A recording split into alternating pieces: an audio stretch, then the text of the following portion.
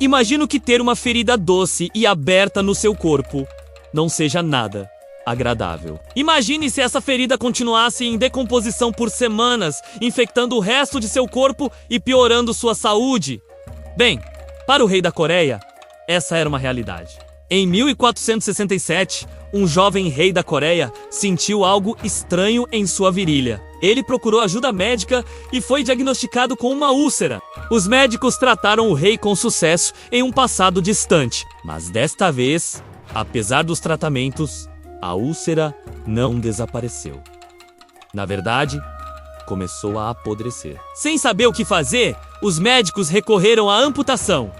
Mas o problema não parou. O rei estava morrendo e seus médicos estavam desesperados. Este é o canal Passado Oculto! E hoje vamos contar para você a história do bizarro caso do rei que apodreceu vivo. Um rei com uma ferida na virilha. No início do século XV, a Coreia estava sob o reinado de um jovem monarca chamado Danjong. Danjong tinha apenas 22 anos quando assumiu o trono. Infelizmente, a ascensão do rei não foi marcada por alegrias, mas sim por tragédias. Pouco tempo após a posse, Danjong passou por momentos difíceis que abalaram seu império. Em 1453, o rei viu seu pai, o anterior monarca, ser assassinado. Logo após o crime, Danjong assumiu a coroa e casou-se com a filha de um nobre. Em 1466, o rei teve seu primeiro filho, mas o bebê morreu logo após o nascimento. No ano seguinte, a esposa do rei também faleceu. Desolado, Danjong se preparou para um funeral.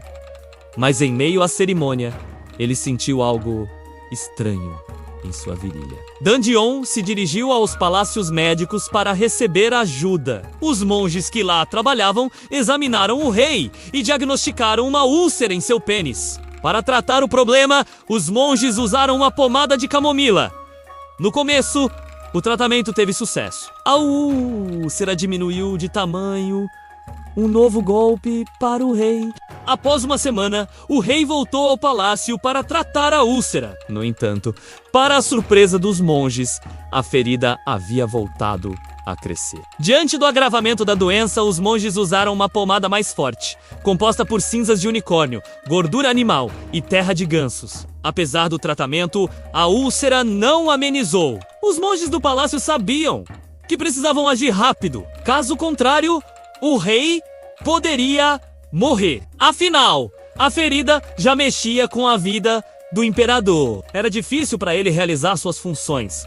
Além disso, o rei não conseguia dormir direito. Ele se sentia sujo e se preocupava com a doença. A equipe médica se reuniu em um local secreto para discutir o caso. Os monges sabiam que precisavam fazer algo radical para salvar o rei. A solução encontrada foi amputar o pênis do imperador. Acredita-se que a cirurgia tenha ocorrido em 14 de julho de 1467. Os monges do palácio agiram rápido. Eles cortaram o pênis do rei e retiraram um membro da ferida. Após a amputação, os médicos sentiram alívio. Eles acreditavam ter salvo o rei, mas não sabiam que o pior estava por vir. Quando acordou, o rei se sentiu muito melhor. A dor e o inchaço haviam desaparecido. No entanto, a sensação de alívio durou pouco. Nos dias seguintes, o rei começou a apresentar um quadro de febre, fraqueza, vômitos e diarreia. A equipe médica percebeu que a amputação não fora a solução. A úlcera que se encontrava no pênis do rei havia apodrecido o restante do seu corpo. Em poucas semanas, o rei deu entrada em 11 palácios médicos. A equipe médica tentou novos tratamentos. No entanto, nada adiantou. O rei continuava a apodrecer. A última consulta! Os monges que atenderam Danjong no último palácio médico relataram que o rei estava em um estado crítico. De acordo com eles, o rei estava em um leito de pedra.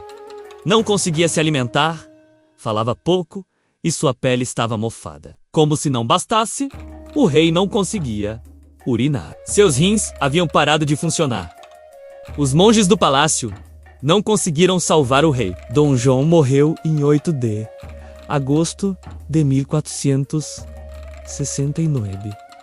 O monarca tinha 24 anos. O imperador foi velado por 3 anos e 3 meses. Sua tumba ainda está localizada no distrito de Seoul, o mistério da podridão do rei. Diante da história, você deve estar se perguntando: como o pênis do rei pôde apodrecer seu corpo? Na realidade, a úlcera que Dom João apresentou não era no pênis, mas sim no ânus. O rei sofria de uma doença chamada fissura anal. A fissura anal é uma ruptura na pele do ânus. A condição pode causar dor e sangramento.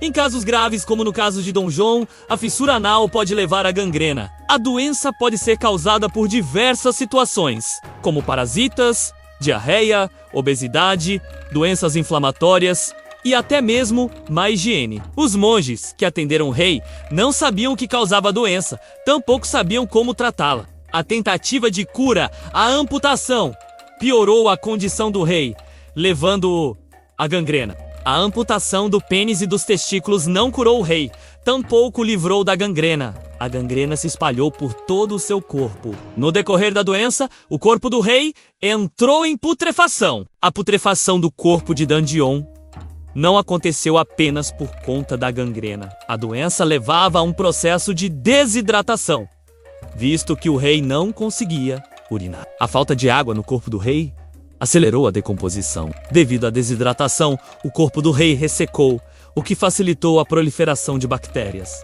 Bactérias! Entenda como o cheiro do corpo humano apodrece. O cheiro do corpo humano apodrece por conta de diversos fatores, como temperatura, umidade e ventilação. Quando a pessoa morre, os músculos se relaxam, fazendo com que os gases se acumulem no intestino. A partir daí, gases como hidrogênio sulfídico, metano, dióxido de carbono e amônia são liberados. Esses gases causam o mau cheiro. Em casos de putrefação, o corpo é invadido por bactérias e vermes. A partir daí, a fermentação dos tecidos gera gases que se acumulam no corpo.